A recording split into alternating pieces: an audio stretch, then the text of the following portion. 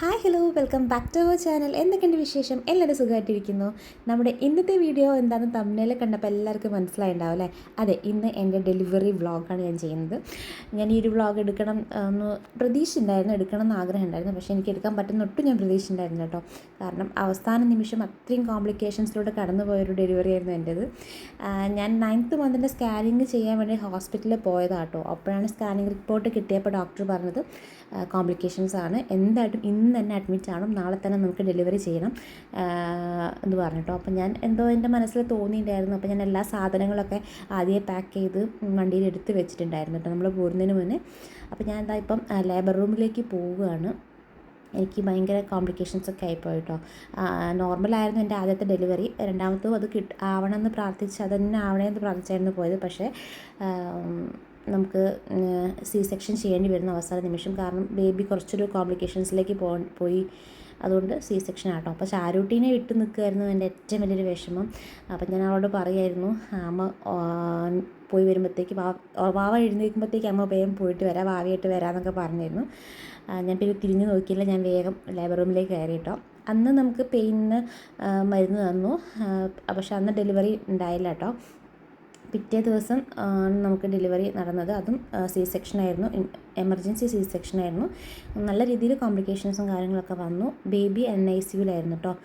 നമുക്ക് ബേബി ഗേളാണ് ഉണ്ടായിട്ടുള്ളത്. 3 ദിവസം കഴിഞ്ഞിട്ടാണ് മോളെ കൈമ കിട്ടുന്നത് കേട്ടോ. കാരണം കുറച്ച് ബുദ്ധിമുട്ടുകളൊക്കെ ഉണ്ടായിരുന്നു. പിന്നെ ഞാനിതത് 3ാമത്തെ ദിവസത്തെ വ്ളോഗാണ് എടുക്കുന്നത്. സി സെക്ഷൻ കഴിഞ്ഞ ആൾക്കാർക്ക് അറിയാമല്ലോ, നല്ല വേദനയും കാര്യങ്ങളും ഉണ്ടാകും. അപ്പോൾ നമുക്കൊന്നും ചെയ്യാൻ പറ്റില്ല, ഇരിക്കാൻ പറ്റില്ല, കിടക്കാൻ പറ്റില്ല, നിൽക്കാൻ പറ്റില്ല, ഒന്നും ചെയ്യാൻ പറ്റില്ല. അപ്പം ഞാൻ വ്ളോഗ് എടുക്കണം എന്നുള്ളൊരു മൈൻഡിൽ കൊണ്ട് ഞാൻ എടുക്കുക കേട്ടോ, ഒട്ടും വയ്യ. അപ്പോൾ ചാരുട്ടി ഇതാ പോകാൻ വേണ്ടിയിട്ട് എല്ലാം പാക്ക് ചെയ്ത് സെറ്റാക്കി വെക്കുക കേട്ടോ. നമുക്ക് ഹോസ്പിറ്റലിൽ നിന്ന് കോംപ്ലിമെൻ്ററി ആയിട്ട് ഭാവിക്ക് ഒരു 2-3 സാധനം കിട്ടിയിട്ടുണ്ടായിരുന്നു. അതൊക്കെ എടുത്ത് നോക്കുകയാണ് അവൾ.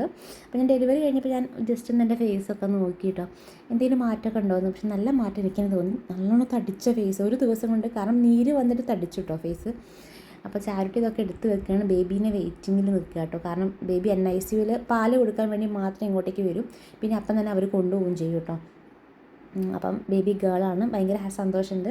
2 പെൺകുട്ടികളുടെ അമ്മ. ഇതാട്ടോ നമ്മുടെ ബേബി. ഞാൻ കാണിക്കണമെന്ന് എനിക്ക് ഭയങ്കര ആഗ്രഹമായിരുന്നു. നിങ്ങളെ ചിലരിങ്ങനെ കാണിക്കില്ലല്ലോ, പക്ഷേ എനിക്ക് ഭയങ്കര ആഗ്രഹമായിരുന്നു എന്തായാലും കാണിക്കണം എന്നുള്ളത്. അപ്പോൾ വാവനെ പാല് കൊടുക്കാൻ വേണ്ടി കൊണ്ടുവന്നപ്പോൾ ഞാൻ പാൽ കൊടുക്കാൻ വേണ്ടിയിട്ടല്ല, ബേബിനെ നമ്മളെ കൈമിലേക്ക് തന്നു കേട്ടോ.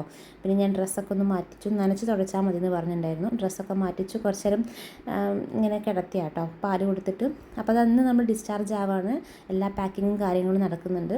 അപ്പോൾ ഞാൻ തൊട്ട് ജനലിനടുത്തിരുന്നിട്ട് അത് ആ ലേബർ റൂമിലേക്ക് നിന്ന് നോക്കിയിരിക്കുക കേട്ടോ. അതാണ് ലേബർ റൂം. ഈശ്വര, എന്തൊരു വല്ലാത്തൊരു എക്സ്പീരിയൻസ് ആട്ടോ അത്. ഞാൻ എൻ്റെ ഡെലിവറി സ്റ്റോറി എന്തായാലും പറയണമെന്ന് വിചാരിക്കുന്നുണ്ട്. എന്തായാലും ഞാൻ അത് ചെയ്യാം കേട്ടോ, വീഡിയോ ചെയ്യാം. അപ്പോൾ ഞാൻ എൻ്റെ ഫേസൊക്കെ ജസ്റ്റ് നോക്കുകയാണ്, എന്ത് മാറ്റമുണ്ടോ. നല്ല മാറ്റമുണ്ട്. എൻ്റെ കാലിനൊക്കെ ഡെലിവറി കഴിഞ്ഞപ്പോഴാണ് എനിക്ക് ശരിക്കും നീരും കാര്യങ്ങളൊക്കെ വെച്ചത്. അപ്പോൾ അത്രയേ ഉള്ളൂ. പിന്നെ ഡോക്ടർ നന്നായിട്ട് നടക്കാൻ പറഞ്ഞിട്ടുണ്ടായിരുന്നു. അപ്പോൾ ഞാൻ കുറച്ച് നേരം ഇങ്ങനെ വരാനവരോട് നടന്നു. അപ്പോൾ നമ്മളെ മാവൂരോടുള്ള പള്ളി ഉണ്ടല്ലോ, ജസ്റ്റ് അത് നോക്കി ഇങ്ങനെ നിൽക്കുകയായിരുന്നു കേട്ടോ. കാരണം അത്രയും കോംപ്ലിക്കേഷൻസിലൂടെയാണ് നമ്മൾ ബേബിയോ അമ്മയോ അങ്ങനത്തെ ഒരു സിറ്റുവേഷനിലേക്ക് എത്തിപ്പോയിട്ടുണ്ടായിരുന്നു കേട്ടോ. അപ്പോൾ നമ്മൾ ഡിസ്ചാർജായി 5ാമത്തെ ദിവസം ഡിസ്ചാർജായി. ഏട്ടനതാ മരുന്ന് വാങ്ങാൻ നിൽക്കുകയാണ്. അപ്പോൾ നീ ഡെലിവറി ഡീറ്റെയിൽ ആയിട്ടുള്ള സ്റ്റോറി പറയാം കേട്ടോ. അപ്പോൾ അടുത്തൊരു വീഡിയോയിൽ വീണ്ടും കാണാം.